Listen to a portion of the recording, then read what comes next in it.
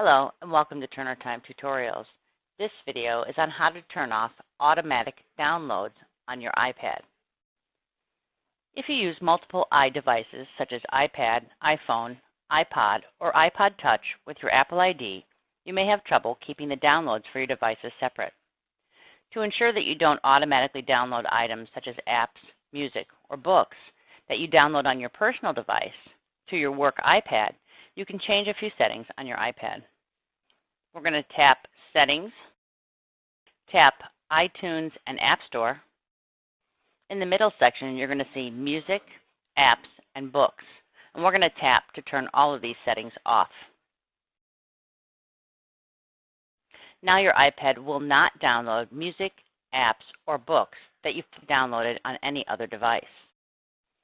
You may also want to check the download settings on your other iDevices such as iPhone, iPod, and iPod Touch. If you have any questions, please email info@getturnertime.com. Thanks for watching and have a productive day.